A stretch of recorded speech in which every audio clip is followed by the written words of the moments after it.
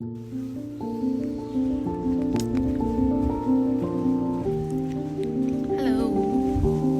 I'm going to school today, and it's a sunny day. Love that. There's something so strange yet so beautiful that happens when you leave home, and home as in not your house, but everything that is familiar to you. Home as in everything that shaped you into who you are. And I grew up like most Indians too, which is very loved, very protected, and cared for, but also always watched. I often get questions like, where are you going? Who are you with? When will you be back? And always send me your live location, call me when you reach, and don't stay out too late. And you don't even question it because that's just how it is. It's what being a good girl looks like. You just shrink yourself without even realizing it. And you learn how to be responsible before you learn how to be free. And then one day you just leave. And for me, it was Paris. And not because Paris is so magical or so aesthetic or cinematic, although it is all of that, but because it was the first place where nobody knew me, nobody knew who my parents were, nobody knew what time I was supposed to be home, and nobody knew the version of me that had already been decided.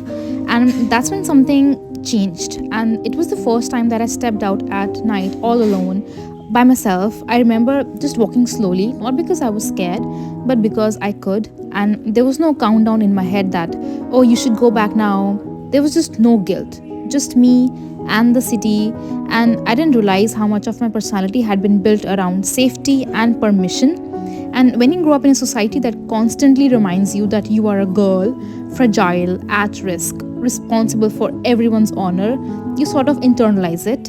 And eventually you start planning your clothes around comments, you plan your life around fear, and you plan your dreams around people and their comments.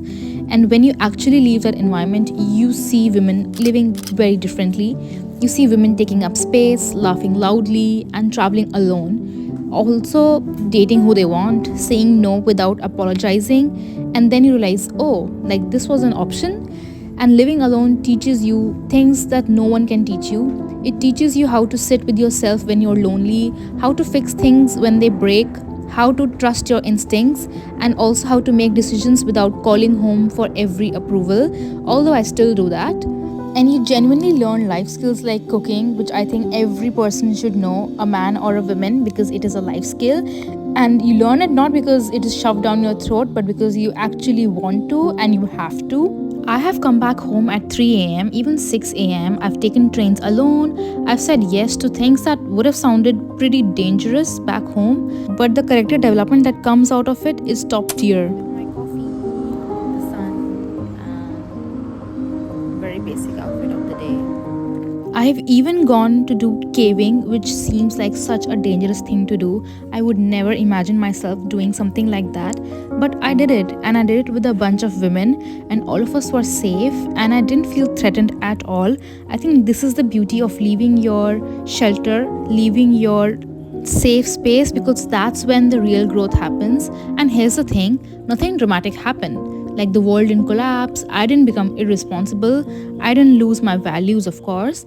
If anything, I think I became more grounded because freedom doesn't corrupt you. I think it genuinely reveals your true identity. It shows you who you are. And when you're finally outside the cage that is imposed on us by the society, you understand its shape.